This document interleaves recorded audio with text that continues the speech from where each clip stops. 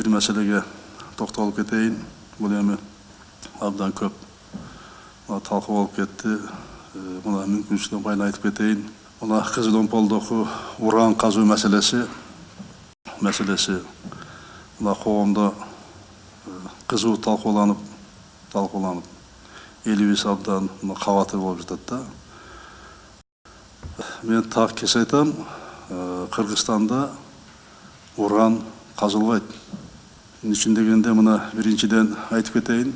Мен президенттік қызметке кешкеннен бастап Тоғкен тармағына бұл жерде сот араласқандар бар. Бұл тармақадағы. Тоғкен тармағына көп көңіл бұру бойынша өзім тапсырма беремін. Бұл бойынша мына іште бастаған айрықша лицензия рұқсат беру системасы коррупцияға белшесінен батқанда. Бұл абалдың бұл жеріне, бұл шегіне жетіп қалған тұлам, мен қоғыстық кеңесіне алып шығып, ал жерде қарадық. Қатты талқылауды көрдіңіздер.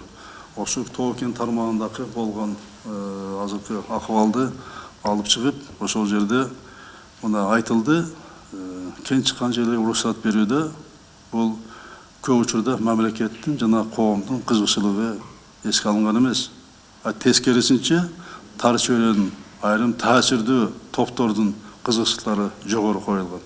Лицензия беру тармағында қадимкілі айтқанда базардағыда сауда сатық болғанда. Ошондуктан мен келгенде лицензия беру мәселесін анализдеп, инвентаризация қылып, бұны алып шықтық. 18-жылы лицензия бергенде мораторий қойдырғанбыз. Daha қайталап айтайын, Қызыломполдоғы уран қазылбайды.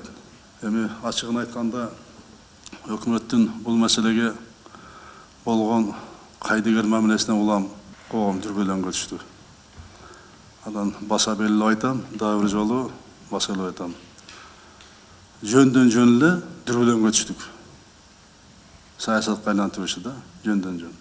Мына азыр бардыгы билесиңер, мына керемет ысык көлүбүздө туристтик сезонго даярдыктар болуп жаткан кезде мында дүрбөлөң жалпы туризм тармагына балта чапкан кыянаттыкка барабар.